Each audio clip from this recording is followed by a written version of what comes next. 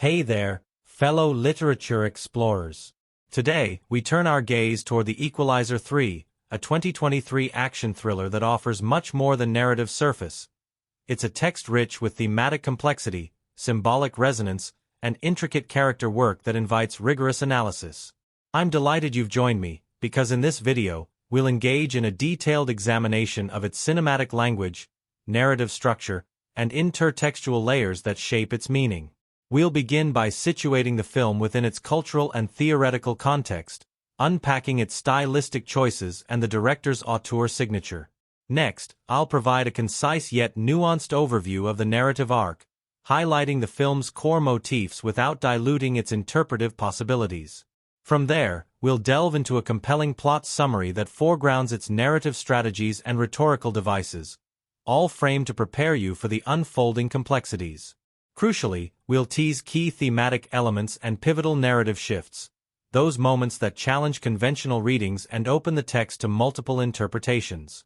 Throughout, expect us to consider character dynamics, cinematic techniques like mise-en-scene and editing, and the film's engagement with broader discourses in film and literary theory. Prepare to engage with this film not just as viewers, but as scholars, questioning, interpreting, and appreciating the layers beneath its surface. So, get comfortable, sharpen your critical lens, and let's embark on an intellectually rewarding exploration of this cinematic work. The story begins far from the familiar urban grit of earlier chapters, in the cobbled streets and sun-soaked alleys of southern Italy. At first glance, this change of scenery feels almost disarming, as though the violence and shadows that once clung so closely to Robert McCall have finally been replaced by quiet mornings, espresso at the cafe, and neighbors who wave without suspicion. But the cinematography undercuts the piece almost immediately. Every wide shot of the seaside carries a faint undertone of menace, bright sun against stone facades, but shadows deepening in the corners.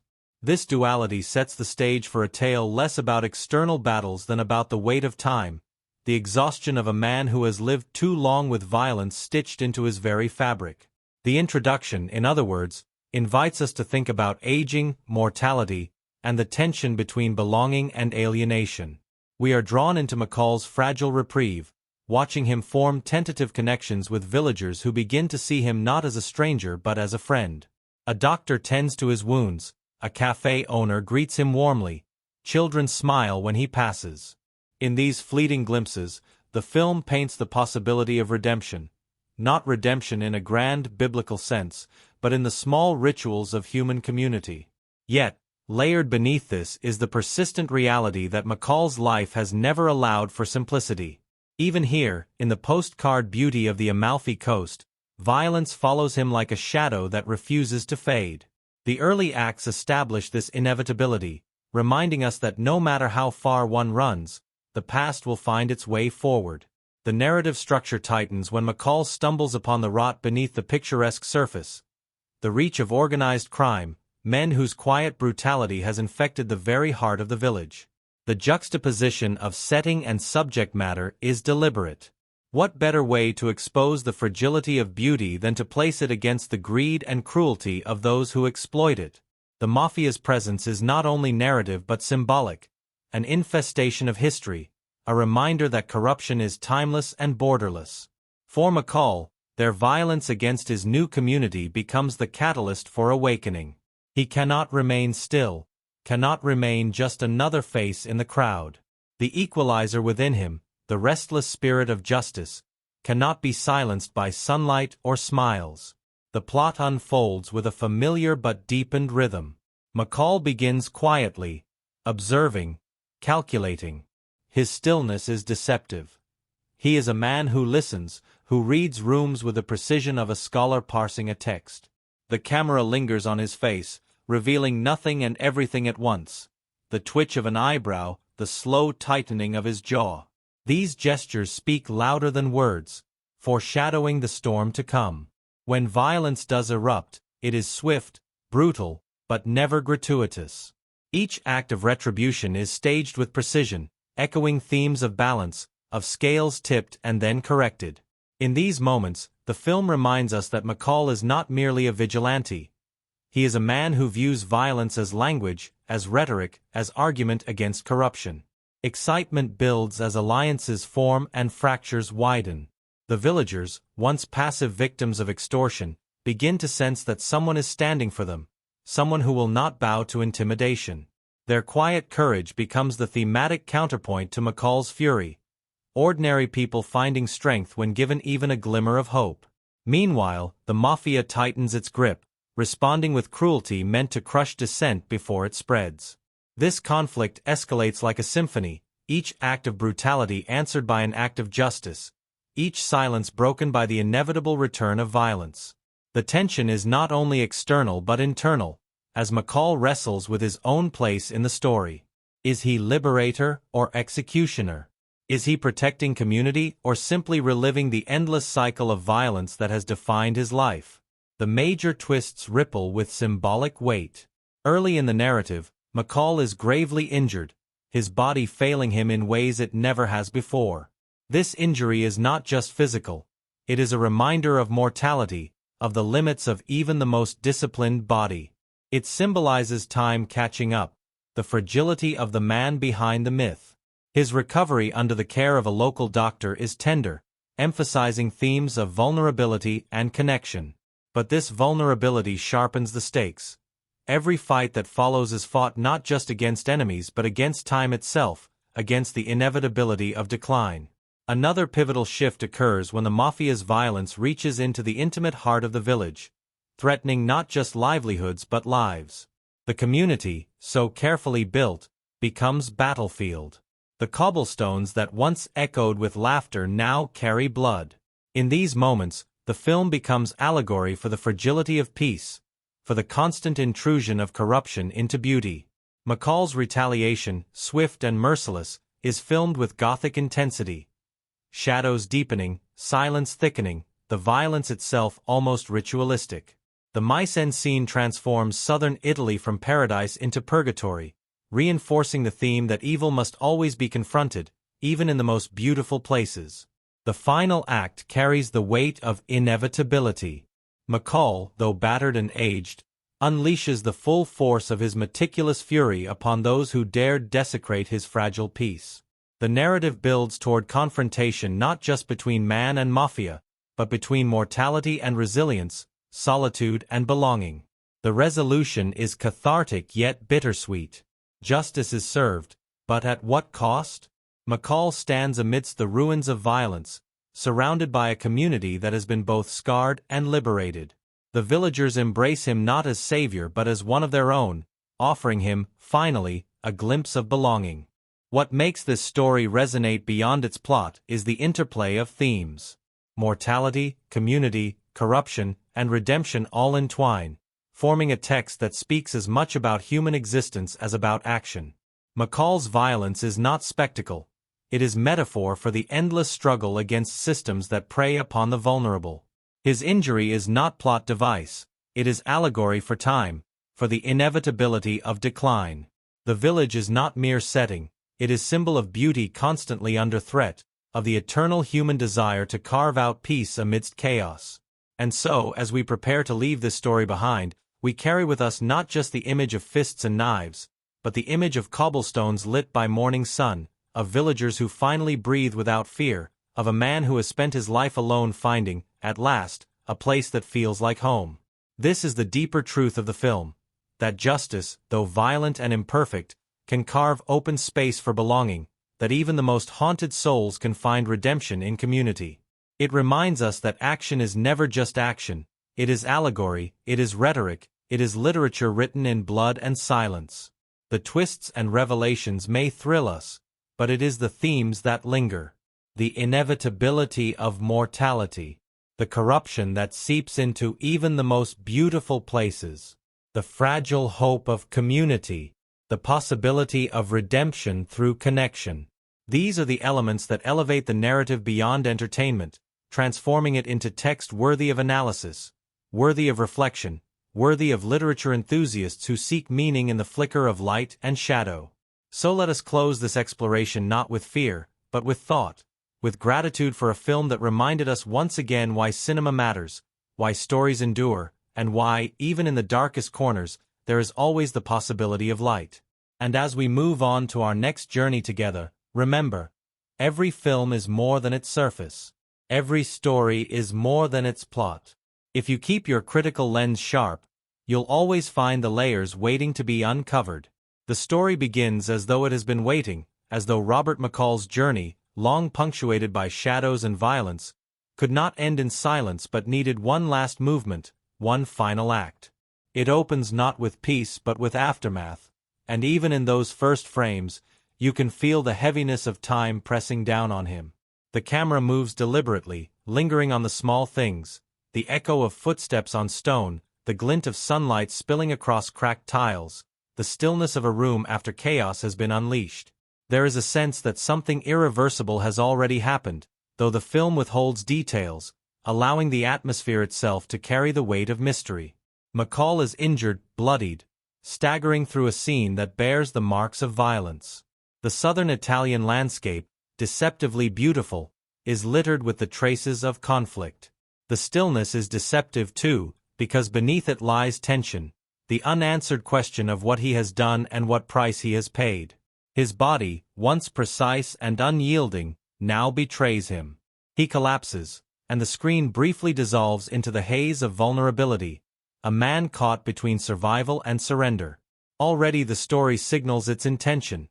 This is not just about violence meted out but about the toll of carrying violence for so long.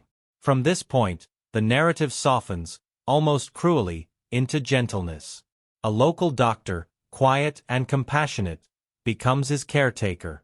McCall is treated not as a weapon or a savior, but as a human being broken and in need of healing. This period of recovery is filmed with tenderness. Close shots of wounds being stitched, medicine administered, the steady patience of care. The doctor's presence introduces a thematic counterweight to McCall's world. Where his life has been defined by taking life, here someone is devoted to preserving it. In these scenes, the audience sees him not as the stoic equalizer but as a vulnerable man forced to accept help. The town itself unfolds slowly, like a book being opened page by page. Narrow cobblestone streets, sunlit piazzas, villagers carrying groceries, children playing in alleys. These images are bathed in warmth, creating contrast with the darkness of McCall's past. He observes them at first as an outsider, a figure of silence leaning on a cane, recovering quietly in the margins. Yet the villagers are not blind. They see him, they greet him, they offer small gestures of kindness. A barista remembers his order, children smile at him, the doctor checks on him not just as patient but as friend. Through these moments, the film plants seeds of belonging. But belonging is never without complication. As McCall heals, he begins to notice fractures beneath the picturesque surface. The warmth of the village is tinged with unease. Shopkeepers lower their eyes when certain men walk by. A young couple argues in hushed tones, their words carrying the desperation of people trapped by forces larger than themselves. McCall's instincts, honed by years of vigilance, sharpen. He watches with quiet precision, the way men linger too long in the square, the fear in the villagers' body language, the subtle exchanges of money that pass like whispers. These details, easily ignored by others, accumulate in his mind like evidence. The town is beautiful, yes, but beauty is often a mask. The first brush with violence arrives not as spectacle but as suggestion. A man beaten in an alley, a store vandalized, a villager threatened in public with no one daring to intervene. McCall watches, silent, and the restraint in his body is palpable. He does not step forward, not yet, but the audience can sense the tension within him, the equalizer coiled beneath the surface. His recovery has left him weakened, but his instincts are alive, his moral compass unshaken. The injustice gnaws at him. The juxtaposition is deliberate. A man who longs for peace in a town poisoned by corruption, a man who craves stillness but cannot ignore cruelty. Parallel to his observations of the village, the story quietly threads in his ongoing connection to a younger woman named Emma, an American intelligence officer investigating links between local crime and broader international networks. Their conversations are sparse but telling, coded with mutual respect. She sees in him not just the worn face of a retiree but the sharpness of a man who has lived in shadows. He, in turn, recognizes her as a symbol of what comes next, the new generation stepping into battles he has fought for too long. Their dynamic is one of mentorship disguised as casual conversation, and it hints at larger stakes brewing beneath the intimate village narrative. As days pass, McCall's interactions with the villagers deepen. He frequents a cafe, nods to the same neighbors, begins to sense a rhythm of life that is not just foreign but healing. The villagers, in turn, grow to trust him, though they know little about his past. He is a mystery, but a kind one, and they accept him. Yet the presence of the mafia continues to fester, revealed in more overt displays. Extortion, intimidation, threats against livelihoods, the reach of crime is woven into the daily fabric of the village. The mafia men walk with the entitlement of ownership, their cruelty normalized by silence. This silence becomes as oppressive as their violence. The turning point arrives with violence that strikes too close, too personally. McCall witnesses a brutal act committed against someone he has grown to care for, a gesture of cruelty that tears through the fragile peace he has been clinging to. The moment is staged with precision, the quiet beauty of the village shattered in an instant, innocence corrupted by brutality. McCall does not react immediately. Instead, the camera lingers on his face, his silence heavier than any words. It is the silence of calculation, of inevitability, of a man who knows he cannot remain still. The Equalizer, long buried beneath healing and restraint, is awakening. The following sequence becomes a study in duality. McCall's vulnerability against his precision, his age against his enduring mastery. He prepares, quietly, methodically, as though violence were another language he has not spoken in years but still remembers fluently. His movements are slow but certain, gathering information, mapping the mafia's operations, reading their patterns. His work is not fueled by vengeance but by balance, his guiding principle of justice. Each step is measured, deliberate, the audience drawn into the rhythm of his process. When he finally strikes, it is with the efficiency that has always defined him. The violence is not prolonged but swift, like punctuation in a sentence carefully crafted. A man who threatened the villagers finds himself caught in the trap of McCall's quiet fury, dispatched with precision. The act is filmed not as spectacle but as inevitability. This is who McCall is, what he was made into by a lifetime of shadowed work. The villagers do not see it directly, but they feel its ripple. For the first time, the power balance shifts. Fear begins to move in the other direction. And yet, this act of violence also reopens wounds within McCall. His injury still lingers, his body reminding him that time is not on his side. After the confrontation, he collapses again, forcing himself back into recovery. This physical toll is symbolic of his internal battle, the cost of justice, the weight of his choices. He cannot strike without consequence anymore. Every act of balance extracts something from him, each fight a negotiation with mortality. The mafia, of course, does not remain silent. They sense resistance, though they do not yet know its source. Their retaliation escalates, their threats becoming bolder. They see the villagers not as people but as property, their cruelty sharpened by arrogance. The villagers, still afraid, whisper in corners, uncertain if hope is possible. And McCall, watching, understands that his silence will no longer suffice. The film closes this section with an image that resonates. McCall standing in the square at dusk, watching the mafia men pass, his face unreadable but his presence undeniable. He has chosen. Through these developments, the first half of the story establishes its dual tensions. The beauty of the village against the rot of corruption, McCall's longing for peace against the inevitability of violence, his vulnerability against his enduring mastery. Each key event, the initial injury, the doctor's care, the villager's warmth, the mafia's cruelty, the first act of retribution, builds upon the last, creating a narrative rhythm that is as much about character as about action. The plot here is not only scaffolding for thrills but a meditation on belonging, justice, and the toll of carrying violence within. It is this rhythm that carries us forward, promising that the story will not remain small, that the ripples of McCall's choices will widen, touching not only the villagers but larger forces beyond. The first half ends not with closure but with anticipation, the audience fully aware that the piece McCall has touched is fragile, and that his equalizing has only just begun. What follows is the unraveling of everything carefully set up earlier. The tightening of threads, the testing of resolve, and the slow, deliberate march toward a conclusion that feels both inevitable and hard-earned. The moment Robert McCall decides to involve himself fully, to step beyond quiet observation and into direct action, the tone of the narrative shifts. No longer is it just a story of recovery or of belonging.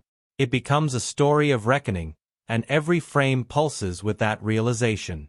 The mafia presence that haunted the edges of the town now steps brazenly into the foreground. Their cruelty no longer hides behind veiled threats but erupts into open demonstrations of dominance. A shopkeeper who hesitated to pay is dragged into the square and beaten, his livelihood shattered with a gesture meant to terrify. Families whisper of moving away, but poverty binds them. The men with power walk the streets as if they own them, and the villagers avert their eyes, complicit in silence. It is this silence, more than the violence itself, that weighs heavily on McCall. He knows the rhythms of oppression. He has seen it in cities, in systems, in every shadowed corner of his past. To him, silence is not safety but surrender. He begins dismantling the rot quietly at first. Nights are spent tracing the network of influence, who is collecting money, who reports to whom, where their resources flow.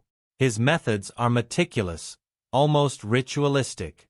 Each step feels like a scholar annotating a text, marking the margins with notes, drawing connections, building an understanding before dismantling the argument. The mafia, confident in their power, never sees the net tightening around them. McCall's work is deliberate, personal, precise. He does not strike out in rage. He corrects imbalances. The first major escalation arrives when McCall confronts a group of men who had brutalized one of the villagers he had grown closest to.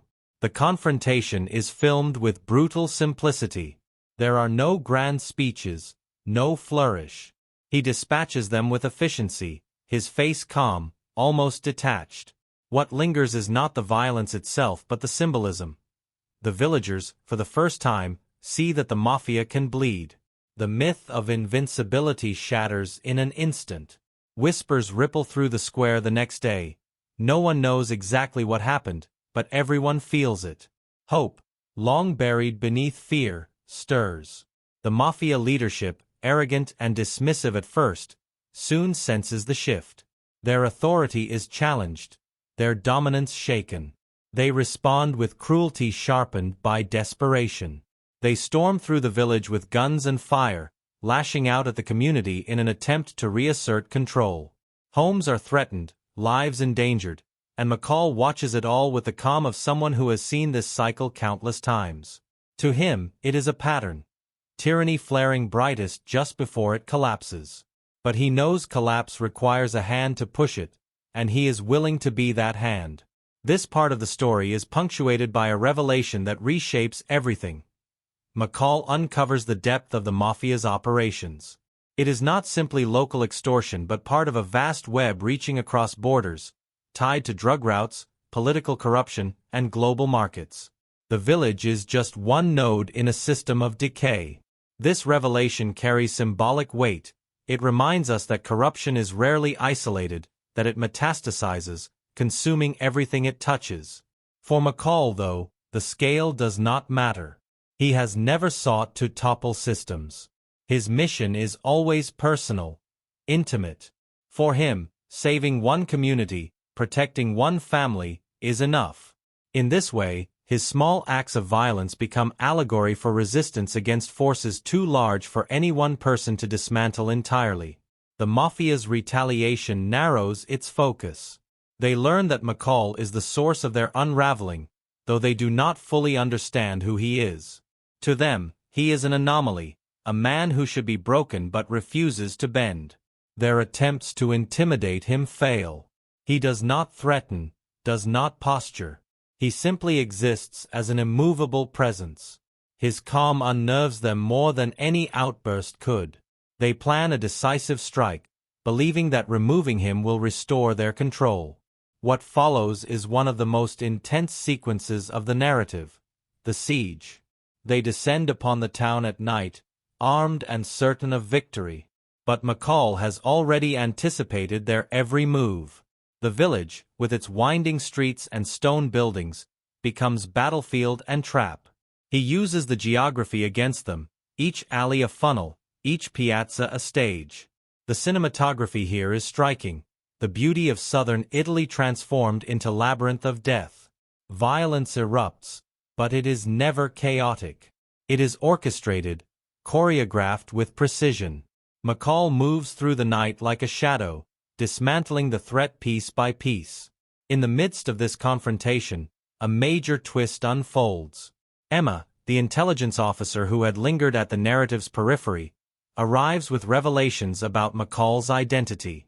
She has pieced together fragments of his past, realizing the depth of his history and the scope of his abilities. Their exchange is brief but poignant. She sees him not just as a vigilante but as a man who has carried too much alone for too long. This revelation reframes her role, not just as investigator but as heir. She represents continuity, the next generation carrying forward the fight against corruption. For McCall, her presence is both mirror and promise, a reminder of the cost of his life and a reassurance that the work will not end with him. The climax intensifies in the village square. The mafia leader, desperate and cornered, attempts to assert dominance one last time. He brandishes threats, tries to leverage fear, but his words fall flat. The villagers, once passive, now stand together, emboldened by McCall's presence. The leader is isolated, surrounded not just by one man but by a community unwilling to kneel any longer. McCall delivers justice in a way that is both swift and symbolic. The final confrontation is staged less as spectacle than as inevitability, the resolution of a balance that had long been skewed. When silence falls again, it is a different silence than the one at the film's beginning. No longer oppressive, it feels cleansing, a quiet urn through blood and resilience. The villagers embrace one another, their fear replaced by cautious hope. The doctor who had tended McCall's wounds walks beside him, gratitude in her eyes. Children run through the square again, their laughter tentative but real. The landscape, once shadowed, feels lighter. Yet the resolution is not without cost. McCall, though victorious, carries the weight of every act. His body, strained by injury and age, reminds him that his time is finite. The narrative does not shy away from this truth. In quieter moments, he sits alone, watching the sea, his expression one of both peace and melancholy. The waves crash against the shore, timeless and indifferent, as though to remind him that all human struggles, no matter how fierce, are temporary. The closing imagery suggests both ending and continuation. McCall is no longer just the equalizer in shadow, he has become part of the community. Neighbors greet him not with suspicion but with warmth. A cup of espresso is placed on his table without him asking. A child waves.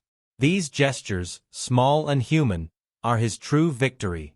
Violence may have been necessary, but belonging is the reward. The mafia is gone, but more importantly, the silence of fear has been replaced by the silence of peace. Thematically, the resolution speaks to the eternal struggle between corruption and justice, mortality and resilience, solitude and community. McCall's journey is not framed as triumph but as sacrifice, his violence a grim necessity, his peace always fragile. Yet it is this fragility that gives the ending its resonance. Life is never secure, never permanent, but in fleeting moments of belonging, of laughter, of community, there is redemption. The narrative closes with ambiguity, refusing to offer neat closure. McCall gazes at the horizon, his body still, his face unreadable.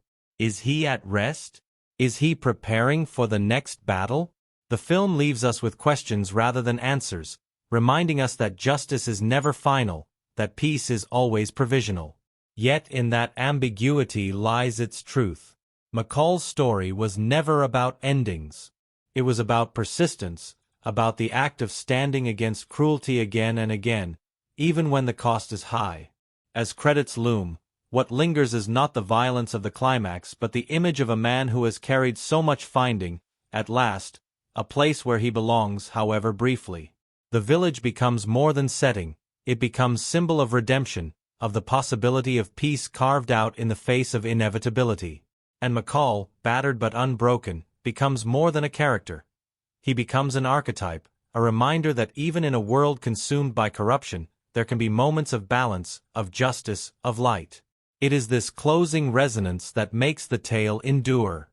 The violence fades, but the themes remain. Belonging, mortality, justice, redemption.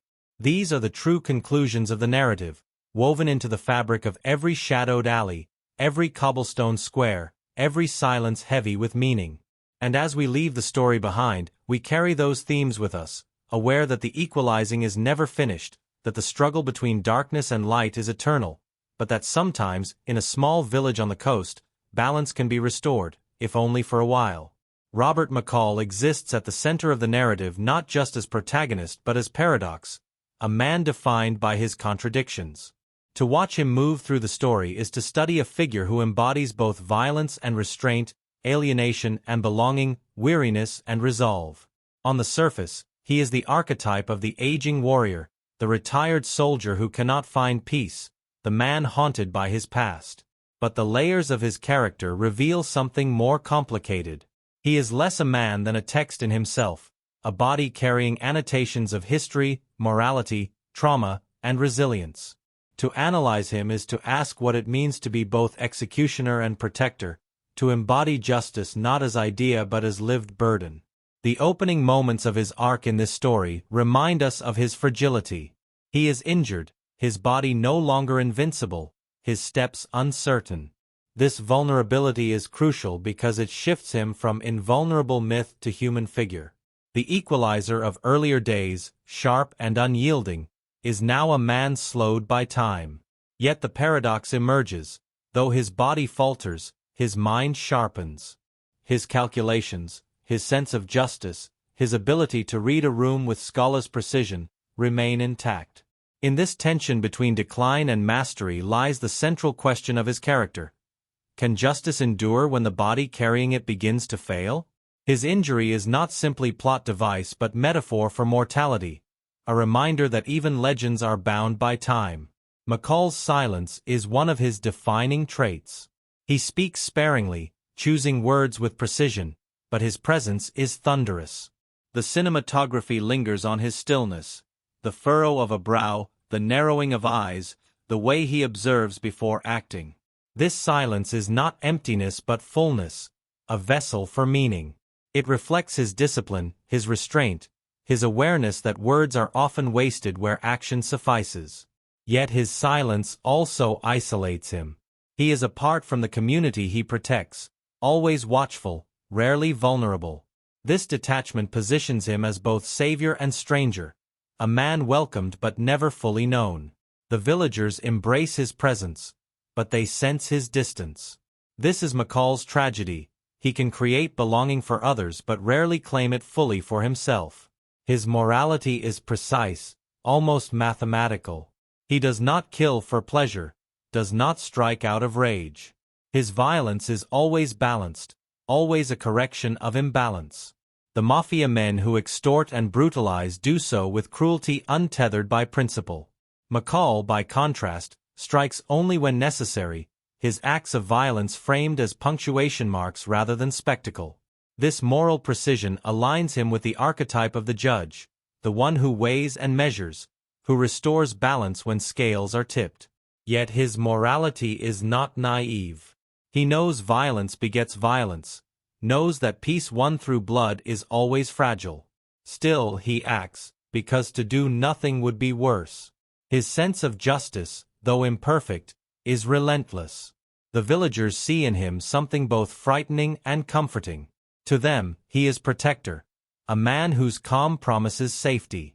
But they also glimpse the weight he carries, the isolation etched into his features. For them, he becomes symbol of hope, of resistance, of balance restored. For McCall, however, the villagers represent something he has long been denied: community. Their gestures, the doctor tending to him, the barista remembering his order, the children waving, become small threads binding him to humanity. Through them, he tastes belonging, though he never fully allows himself to settle. His nature keeps him apart, even as he protects what he longs for. Emma, the young intelligence officer, functions as both foil and mirror. Where McCall is weary, she is eager. Where he is experienced, she is learning. Their dynamic reflects generational continuity. She sees in him a model of resilience, a figure whose shadow both inspires and warns. For McCall, Emma is a reminder of what he once was: sharp, driven, willing to stand against corruption. She also represents what he cannot be anymore: the future. Their relationship, understated and respectful, highlights one of McCall's thematic roles: mentor. He is not only correcting imbalance in the village but passing knowledge, ensuring that justice does not end with him. Emma's recognition of his identity deepens his humanity, transforming him from shadowy figure into man seen, known, acknowledged. The doctor who tends to McCall symbolizes the counterweight to his violence. Her compassion, her insistence on healing rather than hurting, reminds him of life beyond retribution. Their interactions are tender, quiet, framed less as romance than as connection. She sees his vulnerability, his pain, his mortality. By caring for him, she forces him to confront what he often ignores: that he is human, fragile, capable of being broken. Through her, McCall's humanity is emphasized. His legend softens, his archetype bends. She does not diminish his strength but reframes it, showing that true resilience includes accepting help. The Mafia, as antagonists, are deliberately constructed as inversion of McCall. Where he is precise, they are reckless. Where he is principled, they are cruel. Their violence is unfocused, driven by greed and arrogance. They see the villagers as property, their power as unquestioned. McCall becomes mirror to them, exposing their weakness through his discipline. Their cruelty highlights his morality. Their arrogance underscores his humility. The Mafia leader, in particular, embodies everything McCall rejects: a man who wields fear as weapon, who thrives on domination without balance. Their confrontation is not just narrative but symbolic, the clash between corrupted power and principled force. The villagers, though seemingly minor, play a crucial role in the character web. They are not simply background but function as chorus, reflecting themes of silence, fear, and eventual courage. In their initial submission, they highlight the power of corruption. In their gradual awakening, they mirror McCall's influence, his ability to inspire resilience. Their embrace of him in the end reflects his true victory, not the defeat of Mafia but the restoration of community. They are the reason his violence carries meaning, the reason his sacrifice is not empty. Without them, his actions would be vengeance. With them, his actions become redemption. Bathing the entire narrative is McCall's inner paradox. He is executioner but protector, outsider but savior, weary man but enduring archetype. His character resonates because it embodies the contradictions of justice itself. Justice is never pure, never without cost. To protect is also to harm, to create peace is also to destroy. McCall carries these contradictions visibly, his silence echoing with their weight. He is not glorified but humanized, not celebrated but understood. His gaze at the sea in the final frames carries all of this: the weariness of years, the fragility of peace, the possibility of redemption, the inevitability of darkness returning. The supporting characters deepen this exploration. Emma symbolizes continuity, the passing of torch. The doctor symbolizes compassion, the insistence on healing. The villagers symbolize community, the fragile reward of justice. The Mafia symbolize corruption, the endless presence of imbalance. Each character is archetype, yes, but also human. Each reflects facets of McCall, their presence sharpening his role. The narrative arc transforms McCall from man seeking rest into man finding belonging, however temporary. His character evolves not in grand speeches but in gestures, the acceptance of coffee, the quiet nod to a neighbor, the choice to stand against cruelty when silence would be easier. These small shifts are monumental, representing his journey from solitude to connection, from alienation to belonging. To analyze McCall is to understand the story's soul. He is not superhero, not savior in shining light.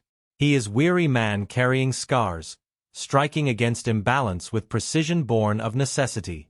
His character reminds us that justice is never abstract. It is lived, suffered, carried. It is found in the cracks of community, in the silences of men who refuse to bow, in the weary gaze of one who has given too much but still chooses to give again. This character analysis reveals why the story resonates. It is not the violence that lingers but the man who carries it. Robert McCall embodies the eternal paradox of justice, its necessity, its cost, its fragility. Around him, every character reflects a facet of that paradox. Together, they create a narrative that is not just action but allegory, not just story but meditation. And in this meditation, McCall stands as both legend and man, equalizer and human, weary but enduring, fragile but unbroken. What lingers after watching the film is not just the story of Robert McCall, his quiet brutality, or the cobbled streets of southern Italy turned into battlegrounds. It is also the strange tapestry of real-world anecdotes, uncanny coincidences, and behind-the-scenes oddities that cling to the movie itself. Every film carries its myths, its production secrets, its accidents that somehow make it into the final cut. Yet this one feels as though its strangeness was woven deliberately, as though the atmosphere of the narrative seeped out of the screen and into the very making of the story. To explore these strangest facts is to peer into the margins of the text, where the cinematic fiction bleeds into reality. One of the most fascinating details lies in the choice of location. The film was shot largely in southern Italy, particularly in Amalfi and Naples, places usually associated with postcard-perfect tourism rather than shadow-drenched tales of violence. What made this unusual was not just the aesthetic contrast but the logistical nightmare of filming in towns with such narrow streets and unpredictable rhythms of life. Locals reported that production would transform their everyday routines. Imagine waking up in the morning, stepping out of your doorway, and finding Denzel Washington seated quietly at a cafe across from your shop, script in hand. 4 weeks, that was daily reality for residents. What makes it stranger still is how much the locals themselves became part of the fabric of the film.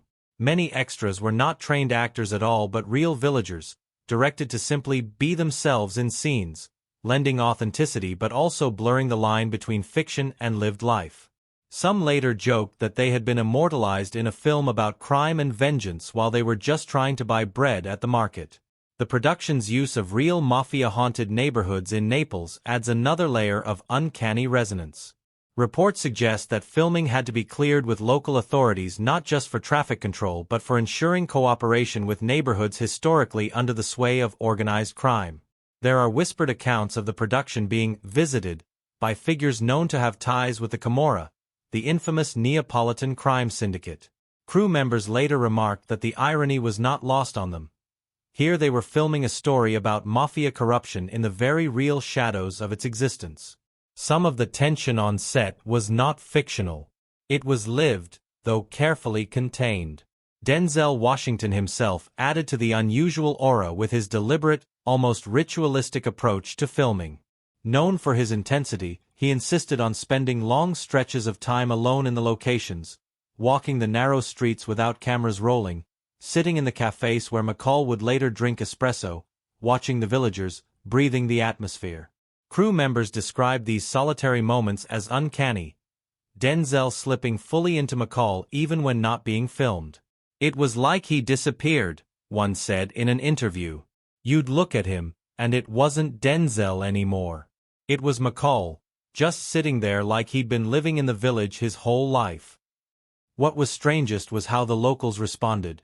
They seemed to accept him as one of them, nodding in greeting as if he were not an American star but another resident quietly going about his day. The injuries McCall sustains in the story found an odd echo in Denzel's own experience.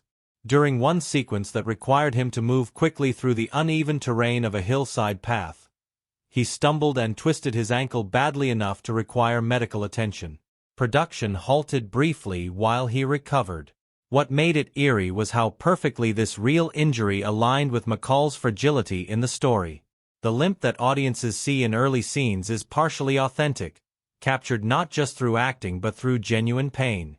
The production incorporated it into the character's arc, blurring again the line between performance and lived experience. The director, Antoine Fuqua, brought his own rituals to the production. Known for his obsession with precision, he reportedly refused to let any action scene move forward until the choreography felt less like a fight and more like a conversation. This led to unusual rehearsals where actors would run fight sequences silently, almost like dance, then discuss the emotional rhythm of the violence. Fuqua believed violence should never be spectacle but language, and this philosophy shaped the brutality of the film. Precise, swift, efficient. What crew members found odd was how meditative these rehearsals felt. A fight rehearsal looked more like Tai Chi or silent theater than combat, only later sharpened into lethal strikes for the camera. Another strange fact involves the villagers who played extras.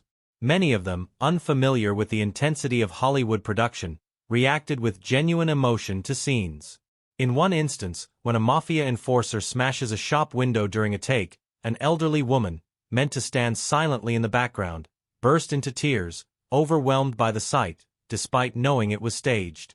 The director kept the footage, explaining later that her raw grief lent the moment authenticity no actor could replicate.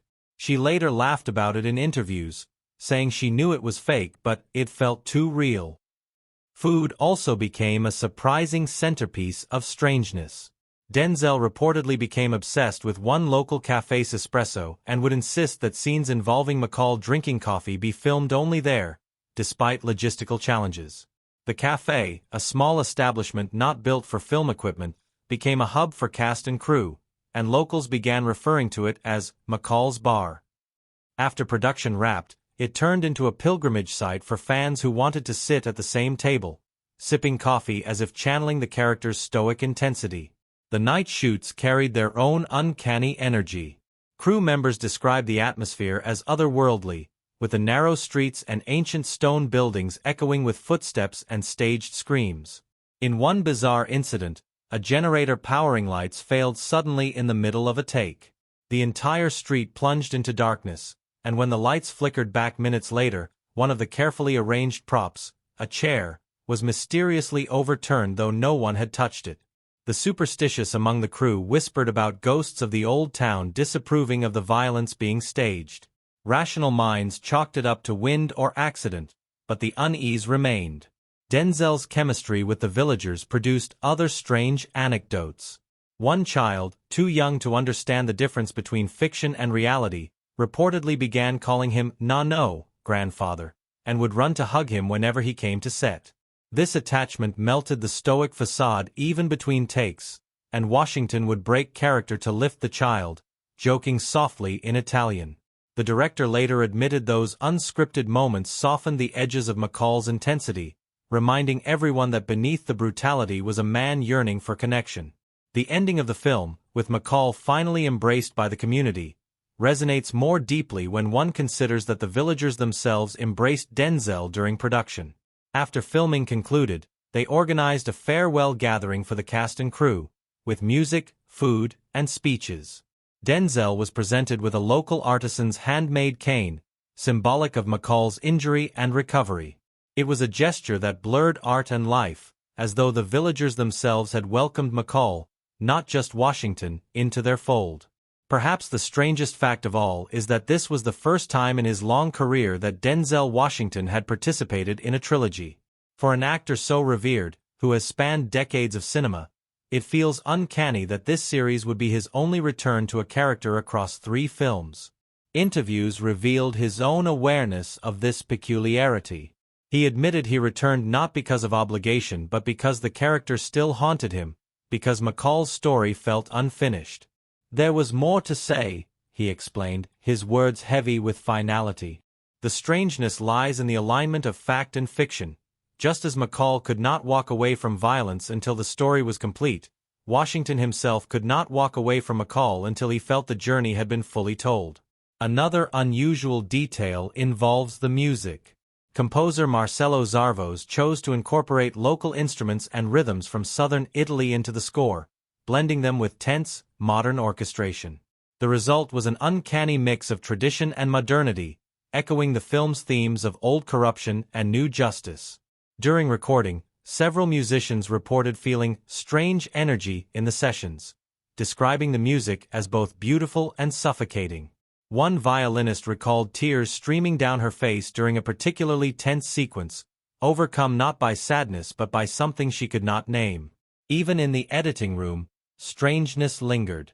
Antoine Fuqua spoke in interviews about how difficult it was to cut certain scenes because the performances felt too raw. In one case, a villager playing an extra recoiled with such authenticity during a mafia shakedown that Fuqua struggled to decide whether to include it. "It wasn't acting anymore," he said. "It was just human fear." The final film carries this quality throughout. Performances that bleed into reality, fiction that feels too lived to be fabricated. When audiences finally watched the film, reports emerged of unusual reactions. In some Italian theaters, viewers laughed knowingly during mafia sequences, recognizing gestures and mannerisms drawn directly from real-world crime families. Others were unnerved by how authentic it felt, as though the story had been lifted from their own towns. In American theaters, audiences responded with awe to the setting, unfamiliar with the everyday life of small Italian villages but captivated by how they became sites of violence and redemption. Taken together, these strangest facts form their own story, a narrative woven behind the narrative. A production shadowed by real mafia neighborhoods. A star injured, his limp written into character. Villagers crying during staged violence, or hugging him as no between takes. Generators failing, props moving inexplicably, cafes becoming shrines. A trilogy completed for the first time in Denzel's career, its themes echoing his own reluctance to leave the character. The blurring of fiction and reality becomes the true haunting of this film. Not supernatural, but human, uncanny, unforgettable. In the end, the strangest fact of all is how perfectly life conspired to mirror art. A film about violence intruding on beauty was made in towns where crime and beauty coexist uneasily. A story about an aging man's fragility was embodied by an actor who stumbled and found his limp immortalized on screen. A tale of belonging concluded with real villagers welcoming not just the character but the man who played him. These coincidences, these oddities, these lived moments, they ensure the film exists not only as fiction but as lived memory, a haunting both on screen and off. What lingers about this story is not just its plot, not just the precision of Robert McCall's violence or the way southern Italy becomes a stage for his reckoning. It is how each event, each carefully chosen moment, resonates on a level deeper than spectacle. To analyze the film critically is to examine not only what happens but why it matters. How each sequence speaks to broader themes, how each decision by the filmmakers shapes the viewer's experience, and how the story ultimately transcends genre boundaries to become a meditation on justice, mortality, and belonging. The narrative may seem like another chapter in the saga of a vigilante, but beneath its surface lies a text dense with allegory, intertextual echoes, and cultural weight. One of the earliest and most significant events occurs in the opening sequence, where McCall is shown gravely wounded in the aftermath of unseen violence. From a critical perspective, this choice is remarkable. Most action films begin with kinetic spectacle, a car chase, a firefight, a burst of energy. Here, the story begins with aftermath, with silence, with fragility. The event establishes tone and theme simultaneously. This is not about invincible heroes but about aging warriors, about what it means to survive rather than simply to fight. Thematically, the moment announces mortality as central text. The body, no longer resilient, is subject to time. Critically, this is a rejection of genre convention, a reminder that spectacle alone will not drive the story. Instead, character and consequence will take precedence. The subsequent event, McCall's recovery under the care of a local doctor, becomes another point of resonance. On the surface, it is simple. He is nursed back to health. But viewed critically, it carries layers. This moment situates him within community, placing him not as lone wolf but as man dependent on others. It subverts the myth of the self-sufficient vigilante, acknowledging vulnerability as integral to justice. Symbolically, the doctor represents healing as counterweight to his destruction, compassion as foil to his violence. Emotionally, the event invites the audience to care for McCall not just as action figure but as human. It is this humanization that gives the later acts their emotional punch. Without the image of him in a bed, stitched and weak, his acts of violence would risk becoming hollow. As McCall begins integrating into the rhythms of the Italian village, the story's small events, the greetings at the cafe, the waves from children, the kindness of neighbors, might seem like filler. Yet from a critical perspective, they are crucial. They establish what is at stake. Too often, action films reduce stakes to abstractions. Saving the world, preventing an explosion. Here, the stakes are intimacy, community, belonging. By situating McCall within a specific place and among specific people, the narrative ensures that the threat of violence will matter. The mafia's intrusion later in the story resonates because we have seen these villagers laugh, cook, play. In literary terms, the film carefully constructs a sense of home so that its corruption will feel like violation. The introduction of the mafia's cruelty marks another key moment. Their intimidation of shopkeepers, their casual brutality, their entitlement to the villagers' silence. These events function on dual levels. On one hand, they provide the antagonistic force necessary for the plot. On the other, they symbolize systemic corruption, the way power entrenches itself in beauty, the way silence perpetuates cruelty. Critically, these events resonate beyond the narrative. They echo real-world anxieties about organized crime, about communities oppressed by systems they cannot fight, about the human tendency to look away rather than confront. The mafia here are less characters than archetypes, representing corruption itself, an infestation woven into history. One of the film's most significant events, the first act of retribution McCall enacts against the mafia, demands critical attention. He chooses his moment with precision, striking against those who brutalized villagers he has grown to care for. This event operates as turning point, both narratively and thematically. It is the moment McCall chooses involvement, the moment he shifts from observer to participant. Critically, the act can be read as allegory for intervention. To what extent is violence justified when systems fail? McCall's choice raises questions about justice and vigilantism, about whether morality exists outside institutional sanction. His violence is swift, controlled, almost ritualistic. This staging emphasizes that he is not indulging anger but embodying balance. Critics noted this as one of the film's most striking strengths. Violence as language, as punctuation, as argument rather than spectacle. The mafia's retaliation forms another major event, escalating the narrative tension. They storm through the village, asserting control with guns and threats, attempting to re-establish dominance. Critically, this sequence reveals the fragility of peace. It demonstrates how quickly community can collapse under pressure, how silence becomes complicity. Thematically, it reinforces the idea that corruption is always louder than kindness, at least until someone resists. The villagers' fear, their reluctance to speak, reflects universal anxieties about oppression, that it thrives not because of strength but because of acquiescence. This event is emotionally resonant because it places ordinary people, not just McCall, in peril, reminding the audience that justice is not abstract but lived in everyday lives.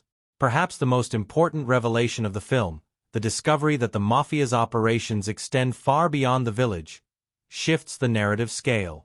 This event broadens the text from intimate to systemic. It reveals that the corruption infecting the town is only one node in a larger network of exploitation. Critically, this revelation matters because it situates the story within global discourses of crime and power. It suggests that injustice is never isolated, that every small act of violence is part of a larger pattern. Thematically, though, the film remains focused on the intimate. McCall does not seek to dismantle the entire system. His mission is local, personal, grounded. This duality, global corruption against local resistance, becomes one of the film's most poignant critical elements. The siege on the village marks the narrative's most intense event. Mafia men descend at night, armed and certain of victory, while McCall uses the geography of the town to dismantle them. Critically, this sequence is masterful in its use of setting. The narrow streets, the ancient architecture, the shadows and silence, all transform beauty into battleground. Thematically, the event represents inversion. The village, once symbol of belonging, becomes stage of reckoning. Yet the violence is never chaotic. It is orchestrated, choreographed with patience and precision. This staging reflects McCall's philosophy. Violence not as rage but as calculation, as necessary language. Critics praised the scene for its balance between tension and restraint, noting that it elevated the film beyond typical action climaxes. Emma's revelation about McCall's identity is another event with deep critical resonance. Their exchange reframes their relationship, positioning her as both witness and heir. For McCall, being seen by her, recognized not as myth but as man, represents validation, acknowledgement of his humanity. Critically, this event functions as generational dialogue. Emma symbolizes continuity, the passing of responsibility from one figure to another. In literary terms, she embodies succession, the assurance that justice will persist beyond the life of the aging protagonist. The event resonates emotionally because it softens McCall's isolation. He is no longer unseen vigilante but mentor, his life not just about ending but about continuity. The climactic confrontation in the village square becomes more than final battle. It becomes allegory. The mafia leader, desperate, attempts to reassert dominance through fear, but his threats fall flat. The villagers, once silent, stand together. This event is the culmination of the film's central theme, the power of community. McCall may have fought, but his true victory is inspiring others to resist. Critically, the sequence resonates because it subverts the lone hero narrative. Though McCall delivers the final justice, it is the villagers' collective courage that completes the arc thematically. This underscores belonging as ultimate reward. McCall is not savior in isolation. He is catalyst for community resilience. The final events, the quiet aftermath, McCall embraced by the villagers, children laughing again, carry emotional weight precisely because of their restraint. There is no grand speech, no triumphant music. Instead, there is silence, warmth, gestures of belonging. Critically, this refusal of spectacle reflects the film's commitment to intimacy. The resolution is not about saving the world but about saving one village, one community. Thematically, the ending reinforces redemption, belonging, and mortality. McCall finds peace not in victory but in connection. The closing image of him gazing at the sea resonates as symbol. The endlessness of time, the fragility of peace, the inevitability of mortality, the possibility of redemption. From a broader critical perspective, these events collectively transform the narrative into something richer than action. The film can be read as modern Gothic allegory, with the village functioning as haunted space, the mafia as corruption, McCall as weary exorcist. It can also be read as meditation on justice, exploring the paradox of violence as both necessary and destructive.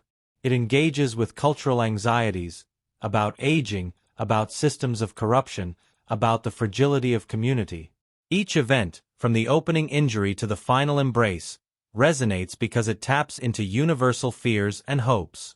The film's impact and reception reflect this resonance. Critics praised its restraint, its refusal of gratuitous spectacle, its emphasis on character and theme. Audiences responded not only with excitement but with reflection, noting that it was more emotionally powerful than expected. Its events linger not because of choreography but because of meaning.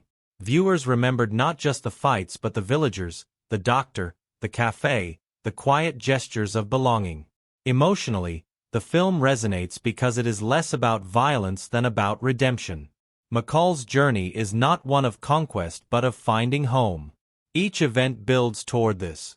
his injury, his healing, his integration into the community, his defense of them, his recognition by Ammar, his acceptance by the villagers. These events collectively form a meditation on what it means to belong after a lifetime of alienation, what it means to seek peace after carrying so much violence.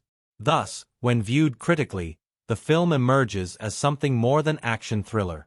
It becomes literature in cinematic form, a narrative woven from archetypes and allegories, from significant events that resonate as both story and metaphor.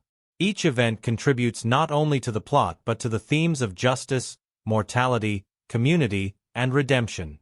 Each moment deepens the resonance, ensuring that the story endures beyond its runtime. And so, to trace the critical perspectives of its events is to understand why it lingers.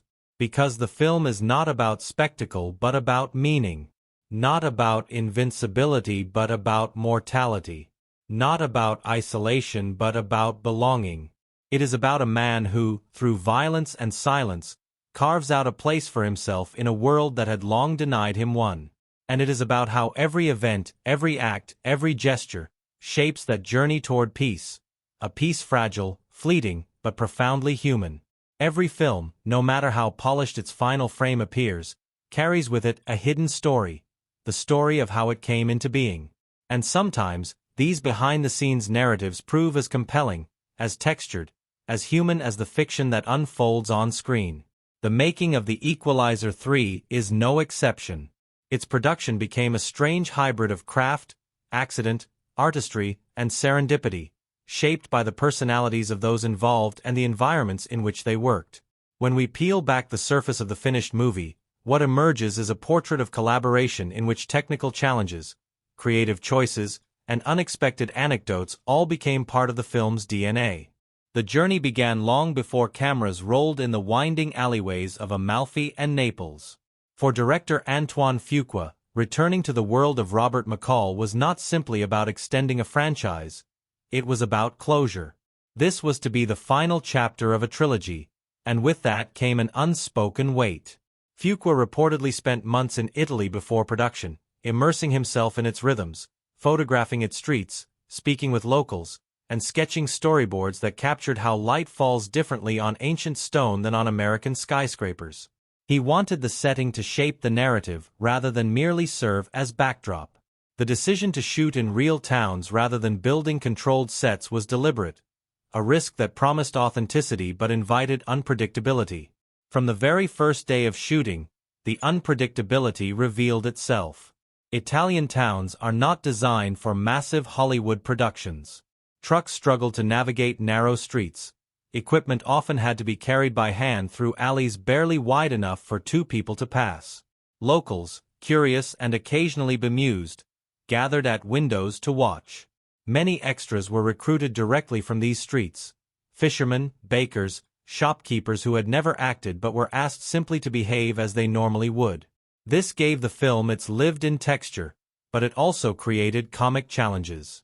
In one cafe scene, an older extra kept interrupting the take to remind the crew that Denzel's espresso wasn't made properly, insisting that no self-respecting Italian would drink it that way. Rather than silence her, Fuqua embraced her critique, adjusting the scene to include authentic preparation of the coffee.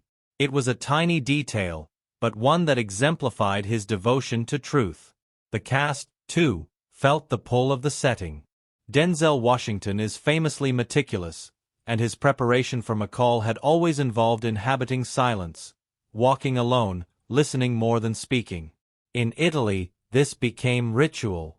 He would often rise before dawn, wandering the town before the crew arrived, greeting fishermen on their way to the docks. Locals described how uncanny it felt, the world's most recognizable actor moving quietly among them, not as celebrity but as solitary man. Crew members remarked that these walks seeped into the film itself. McCall's watchfulness, his integration into the rhythms of the village, mirrored Washington's own immersion. Yet production was not always serene. Filming in Amalfi meant dealing with tourists, whose phones and cameras constantly threatened to intrude. Fuqua reportedly grew adept at orchestrating shots that looked like closed sets but were, in fact, surrounded by gawking onlookers just out of frame. In one memorable incident, a tourist wandered directly into a take, oblivious to the fact that cameras were rolling. Rather than cut, Fuqua let the moment play out, later remarking that the interruption added authenticity. Life intruding into cinema in the same way corruption intruded into McCall's village. The choreography of violence was one of the production's most carefully guarded processes. Fuqua and Washington insisted that every action scene serve character, not spectacle. This meant months of preparation, rehearsals where stunt coordinators treated fight sequences less like brawls and more like conversations. One fight, staged in a dim alley, was rehearsed for weeks until its rhythm felt as natural as dialogue. Washington himself performed much of the physical work, though doubles were on hand for riskier maneuvers. He insisted on precision, on movements that reflected McCall's age and injury. His punches were efficient, his movements calculated rather than flashy. Crew members described the rehearsals as almost meditative, punctuated by sudden bursts of lethal efficiency. There were accidents, too, which became part of the lore. During a night shoot in Naples, a power failure plunged the entire set into darkness mid-take. For a few moments, cast and crew stood in silence, surrounded by centuries-old buildings, lit only by the faint glow of the moon. When the generators returned, a prop chair had mysteriously toppled over, though no one claimed to have touched it. The crew laughed nervously, whispering about ghosts. Fuqua, with a smile, declared it perfect inspiration, proof that the setting itself carried the uncanny weight of history. The film's authenticity extended to its portrayal of the mafia. Fuqua worked with cultural consultants who explained the codes, gestures, and speech patterns of Italian organized crime. Many of these subtleties, how a glance can silence a room, how a pause before violence intensifies fear, found their way into performances. One actor, playing a local enforcer, drew directly on stories from his own community. In interviews, he confessed that he had known people like the men he portrayed, which lent his performance a chilling realism. This blending of fiction and reality sometimes unnerved crew members, who were reminded daily that they were filming a story about corruption in places where such corruption has historically flourished. Denzel's injury during production became another piece of strange trivia. While filming a sequence that required him to move quickly across uneven cobblestones, he stumbled and twisted his ankle. Production halted briefly while he recovered. Rather than hide the limp, Fuqua wove it into the film, making McCall's fragility more tangible. The limp became part of his character's vulnerability, a physical reminder that he was no longer the invincible figure of earlier films. Critics later praised this choice, noting how it deepened the performance, turning accident into authenticity. Behind the camera, the crew faced their own peculiar challenges. Italian weather, though often sunny, proved unpredictable. Sudden downpours would flood cobblestone streets, forcing equipment to be covered and schedules to be reshuffled. Yet these moments sometimes produced beauty.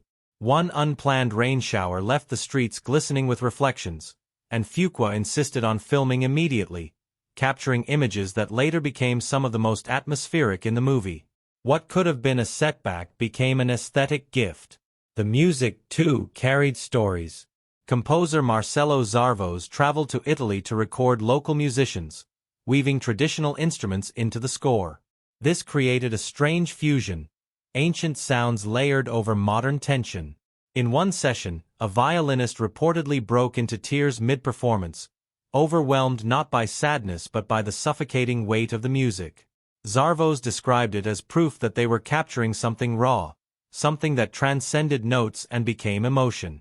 The soundtrack thus became not just accompaniment but another character, echoing the dualities of the story: beauty and menace, tradition and corruption, fragility and resilience.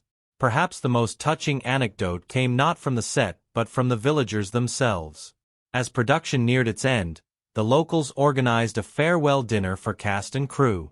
Long tables were set in the piazza, food prepared by families, music played by local bands. For the villagers, it was not simply farewell but celebration. They had become part of the story, both on screen and off, their homes immortalized in cinema. During the evening, they presented Washington with a handmade cane, crafted by a local artisan, symbolic of McCall's injury and recovery. He reportedly held it with quiet emotion, thanking them not as actor to fans but as man to community. In that moment, the line between fiction and reality dissolved. Just as McCall had found belonging, Washington himself had been embraced. The editing process carried its own unusual challenges. Fuqua struggled with cutting scenes where the performances felt too raw. One villager, recruited as extra, had cried authentically during a mafia intimidation scene, her fear so real it unsettled the crew. Fuqua debated whether to include it, concerned it was too real, but eventually decided it belonged. That authenticity, he argued, was the soul of the film. Editing became not just assembly but curation of truth and fiction interwoven. Even the promotional cycle carried quirks. Audiences were fascinated by the fact that this was the first trilogy of Washington's career. He, who had never before returned to a character across 3 films, chose to close McCall's story here. In interviews, he admitted that he felt compelled because the character still had more to say. This decision carried uncanny resonance. Just as McCall could not walk away until justice was done, Washington could not walk away until the story was complete.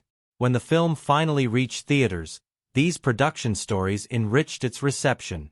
Viewers who learned that Washington's limp was real, or that villagers had been extras, or that the rain was unplanned, found themselves watching with deeper appreciation. The authenticity bled through, giving the movie a texture beyond fiction. Critics noted that the film felt lived in, rooted not in spectacle but in reality. This was not coincidence but the result of countless small choices, accidents, and serendipities during production. Looking back, the making of the film feels almost as allegorical as the story itself. Just as McCall balanced violence with belonging, the production balanced chaos with beauty. Narrow streets, broken equipment, sudden storms, all threatened collapse, but collaboration turned them into gifts. Just as McCall found home among villagers, the cast and crew found family in the communities that hosted them. Just as McCall's fragility deepened his humanity, Washington's injury deepened the film's authenticity. The fun facts and strange anecdotes are not distractions from the story. They are echoes of it. A tourist wandering into frame, an old woman crying during a staged shakedown, a violinist weeping over music, a cane gifted in farewell. These are not just curiosities. They are reminders that cinema, like life, is messy, unpredictable, fragile, and profoundly human. They remind us that stories are not created in vacuum but in places filled with history, people, accidents, and laughter. And so, when we watch McCall limp across cobblestones, when we hear the strains of Italian instruments against tense orchestration, when we see villagers standing silently in the square, we are watching more than fiction. We are watching traces of reality, imprints of real lives and real moments that slipped into the film. That is the magic of its production. A fusion of craft and accident, discipline and chaos, fiction and truth. And it is why the film, like its making, resonates, not just as story, but as lived experience immortalized on screen. The first thing that strikes you when watching this film is not a fist, nor a gun, nor even the face of Robert McCall himself, it is the place. The setting holds you before the story does. From the very first frames, Southern Italy reveals itself not as backdrop but as breathing character, ancient and alive, a geography of contradictions. It is at once postcard perfect and suffused with menace, sun-drenched yet shadowed, timeless yet vulnerable. To explore the story's setting and cinematic elements is to understand its very soul, for the environment here does more than house the narrative. It shapes it, defines it, and ultimately mirrors the protagonist's own journey. The choice to set McCall's final chapter in Amalfi and Naples was both surprising and deliberate. Earlier entries in his saga unfolded against American backdrops, urban sprawls, anonymous diners, train stations, the gray grid of Boston streets. Those landscapes reflected McCall's inner life. Utilitarian, hard, without ornament. Here, though, the setting pivots. Italy brings with it a new texture, beauty, history, a culture steeped in centuries of triumph and trauma. This choice reframes McCall himself. His silence feels different against the hum of Mediterranean life. His violence looks different when blood stains cobblestones older than nations. The juxtaposition forces us to consider him not just as vigilante but as pilgrim, a man wandering through layers of civilization older than his own story. The village streets, narrow and winding, dictate the rhythm of both narrative and cinematography. These alleys are mazes, labyrinthine paths where shadows linger long after sunset. The camera embraces this geometry, following McCall through tight spaces where every turn could reveal threat. In chase sequences, the claustrophobia of these streets transforms pursuit into entrapment, the architecture itself conspiring against both predator and prey. Yet in daytime, those same alleys burst with life. Shopkeepers chatting, children kicking soccer balls, old women leaning from windows with baskets of bread. The duality of these streets, joy by day, menace by night, mirrors the duality of McCall himself, gentle and human in peace, brutal and relentless in conflict. The piazzas, open squares at the heart of villages, become stages for confrontation. These spaces, historically centers of community life, here serve as battlegrounds. When the mafia intimidates shopkeepers, they do so in full view of the square, turning the communal heart into theater of fear. When McCall finally confronts them, it is again in the piazza, the stage reclaimed. Cinematographically, these squares allow for wide shots that contrast with the cramped alleys, emphasizing scale and visibility. The piazza sequences are not hidden, they are public, symbolic of corruption made visible and justice enacted openly. The very architecture demands that the story be communal, not private. The coastline itself, the Amalfi seascape, cliffs plunging into endless water, serves as visual metaphor throughout. The sea is eternal, indifferent, its waves crashing against stone that has withstood centuries. McCall, battered and weary, is often framed against this horizon, his smallness emphasized. These images remind us of mortality, of the brevity of one man's struggle against the backdrop of time. Yet the sea also symbolizes cleansing, renewal. When McCall gazes at it in quieter moments, it feels like absolution, like the possibility of peace. The cinematography lingers here with stillness, the camera resting, allowing us to breathe alongside him. Naples, by contrast, offers a darker palette. Its sprawling streets, graffiti-streaked walls, and bustling chaos create contrast with the idyllic Amalfi villages. When the mafia's operations unfold in Naples, the camera shifts, handheld shots, harsher lighting, tighter focus. The tone becomes gritty, urban, less romantic. This duality between Naples and Amalfi mirrors the story's thematic core: corruption versus innocence, brutality versus beauty. The settings themselves embody these poles, making them not just locations but arguments in architectural form. The interiors carry equal significance. The small café McCall frequents becomes sanctuary. Its warm lighting, earthy tones, and intimate scale contrast with the cold efficiency of his violence. Here, he is not executioner but man among neighbors. Cinematographically, the café is filmed with lingering close-ups, steam rising from espresso cups, hands exchanging coins, quiet smiles. These details ground the story in humanity, reminding us that community is not abstract but tactile, sensory. When violence threatens this space, its violation feels profound. The doctor's home, where McCall recovers, is another crucial interior. Its soft lighting, wooden furniture, and shelves of books create atmosphere of care. The camera embraces stillness here, framing McCall's vulnerability within the doctor's quiet world. These sequences contrast sharply with the film's darker spaces, reinforcing the thematic counterbalance of healing against harm. The doctor's home is womb-like, protective, a visual counterpoint to the labyrinthine streets. Cinematography throughout the film relies heavily on chiaroscuro, the play of light and shadow. This stylistic choice echoes Italian artistic tradition, from Caravaggio to neo-realist cinema, and aligns perfectly with the story's thematic dualities. Faces emerge from shadow, violence erupts from darkness, silence is punctuated by shafts of light. McCall himself is often framed half-lit, half-obscured, visually embodying his paradoxical nature. These images do not merely illustrate but interpret, reminding the audience that McCall is both savior and executioner, both human and myth. One of the most striking visual motifs is the use of reflection. Mirrors, glass, water, all recur as surfaces that double McCall, splitting him visually. In one sequence, he is shown cleaning his wounds in front of a mirror, his fractured reflection emphasizing his fractured self. In another, his silhouette reflects in cafe windows, ghost-like, suggesting his outsider status. Reflection becomes symbol of duality, of multiplicity, of the man who is never wholly present in one identity. The violence itself is framed with deliberate restraint. Unlike many action films, where blood and spectacle dominate, here the camera often cuts away just as violence peaks, lingering instead on aftermath. The silence, the bodies, the stillness of spaces now emptied of life. This choice enhances atmosphere, emphasizing consequence over sensation.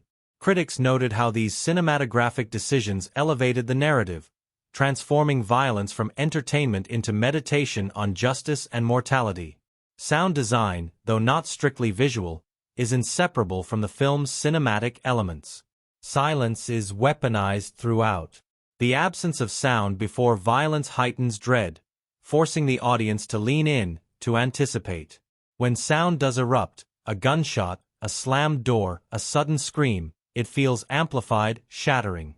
The quiet hum of village life, footsteps on cobblestones, distant church bells, waves crashing, becomes sonic texture, reminding us of normalcy against which McCall's interventions intrude. The interplay of silence and sound mirrors the interplay of shadow and light, reinforcing atmosphere on all sensory levels. The climax of the film, the mafia's siege of the village, demonstrates how setting becomes strategy. McCall uses the geography itself as weapon. Narrow alleys funnel enemies, staircases become traps, rooftops provide vantage points. The camera maps this geography meticulously, allowing the audience to understand space as McCall does. The violence becomes chess played on architectural board, every move calculated by the environment. This sequence exemplifies how setting enhances story, not merely as backdrop but as collaborator in narrative. The aftermath of this climax, set once again in the piazza, returns to openness, to visibility. The villagers stand together, framed by wide shots that emphasize their collective strength. The space, once stage of fear, is reclaimed. The cinematography here is brighter, steadier, less claustrophobic. The visual language mirrors narrative resolution. Fear has been displaced by belonging, corruption by community. Beyond narrative function, the setting contributes to emotional resonance. For viewers unfamiliar with Italy, the beauty of Amalfi becomes exotic, dreamlike, making its corruption more shocking. For Italian audiences, the authenticity of these towns, their histories of both charm and crime, adds weight. The juxtaposition of idyllic setting with brutal story amplifies impact. Critics noted how rare it was for an action film to embrace setting so fully, to allow geography to dictate tone. Even small details enhance atmosphere. The way light shifts during Mediterranean dusk, the way sea winds rattle shutters, the way church bells punctuate silence, all these sensory elements are woven into fabric of film. They ground the story in place, making it not generic thriller but specific narrative rooted in southern Italy's textures. The final image of McCall gazing at the sea epitomizes the marriage of setting and theme. His small figure against endless horizon symbolizes mortality, humility, the fleeting nature of justice. The sea, indifferent and eternal, dwarfs his struggle, yet also offers peace. It is both reminder of futility and promise of redemption. Cinematographically, the image lingers, the camera refusing to cut, forcing the audience to sit with ambiguity. It is the setting, more than words, that delivers the story's final statement.